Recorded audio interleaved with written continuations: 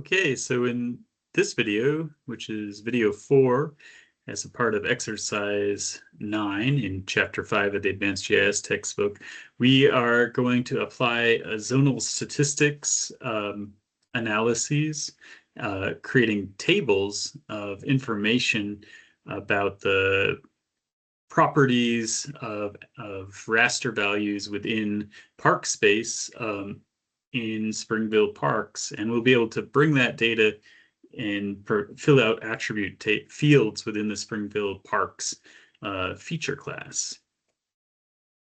Okay, so here we have the city of Springville in the black outline, and then within there you've got polygons of parks in Springville. And then on top of that, we have surface temperatures on particular days in July of 2025 and 2010, and then normalized difference vegetation index values from those same 2 years and Landsat scenes. And so here's our attribute table for local parks in Springville. And so we've got the information about the name of the park. One of them is called Park, but most of them have some more detailed names. County, city, and remember this comes from like a statewide feature class, so it's been clipped to Springville. And then it tells us about number of acres and what it is, park versus green space, and apparently some are classified as mini parks, and whether or not it's complete or not. So apparently some were just underway. We're not going to worry about that, but we are going to worry about is adding in information about those parks. So we're going to attribute them with NDVI zonal statistics data for those 2 years, and we'll add the surface temperatures from that particular day too. And so to do that, we use zonal statistics. Zonal statistics is within the spatial analyst toolbox. You go to zonal, and what we want is zonal statistics as a table that we will be able to append to each of those parks. So through a table join. And so the feature zones are local parks, and we can use the names of the parks or the object IDs. Those are both unique. I'm going to choose name in this case, although many times you use zonal IDs or geo IDs for this. But and then the input values can be any of the rasters that we have. And the top 4 here are the ones I've got open. So we'll start with NDVI 2010. And it's going to output a table that we'll be able to join. And so we'll call it, I'll just say Z for zonal 2010 NDVI parks.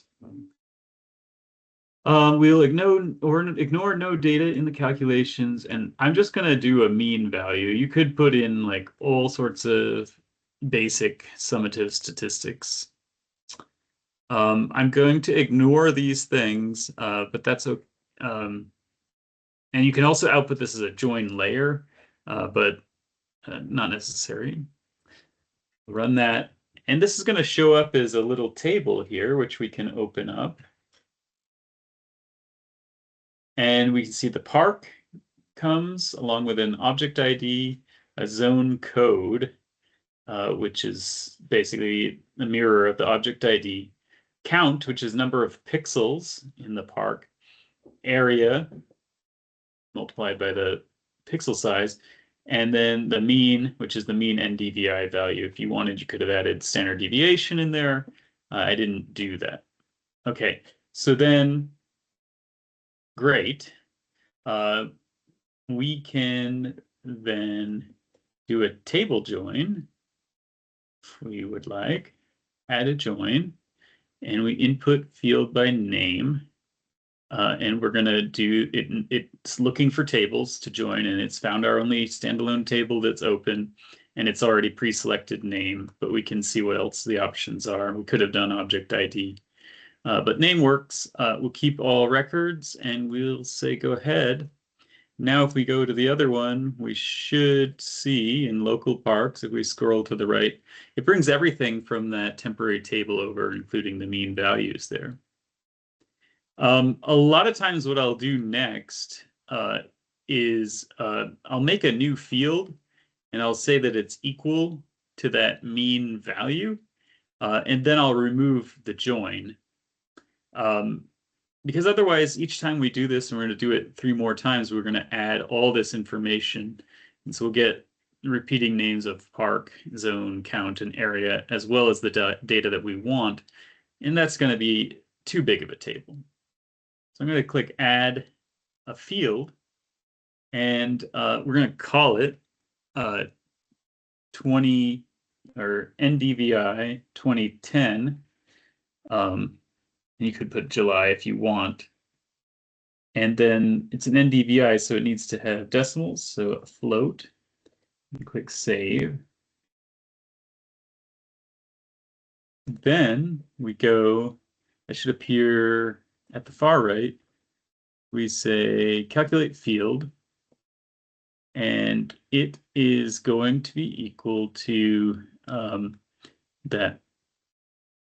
that table mean. And if we apply, it should populate. There it is. Now, if we go back here, go to join and relate, say remove join.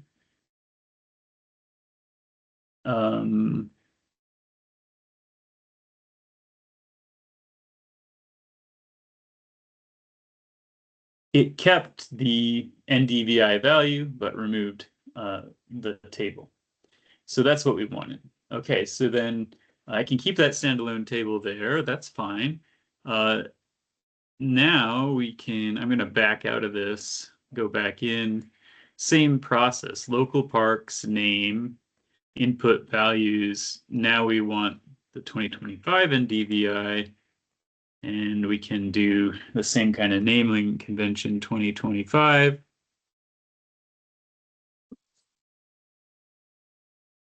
Z 2025 NDVI is good enough. Same thing, mean only, run, and then do the table join.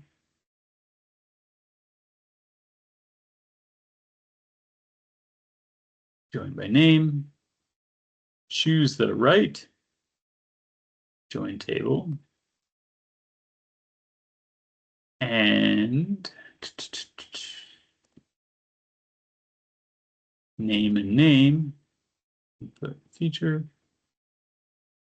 Okay, this should work. Okay, now they appear to the right of that new field. I'm going to make now another new field. And same sort of thing. So now we call it NDVI 2025. Again, July. And we call it float again.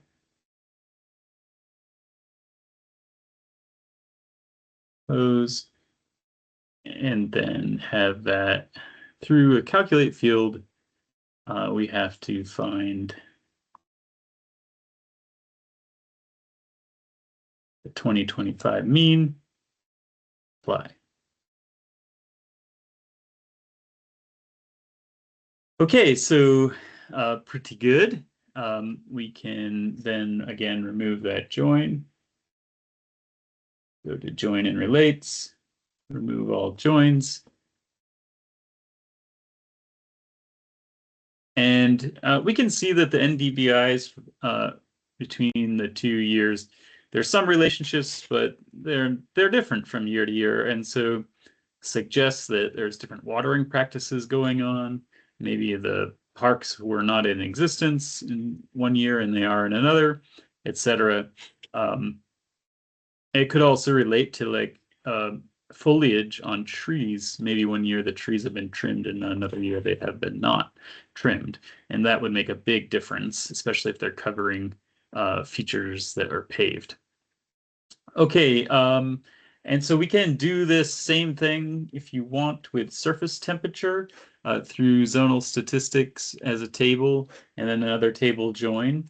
I'm not going to demonstrate that here in this video, but it will be in a subsequent video showing in the table. In the next video, we'll come back and we will do some attribute table custom calculations. Like we just did these calculations where it just said this field is equal to another field, but we can get more complicated in how we do that. And so that's what we'll demonstrate in video number 5.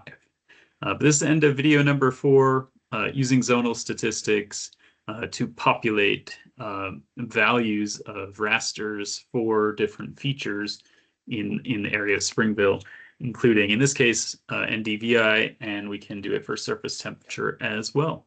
All right, thanks. See you in the next video.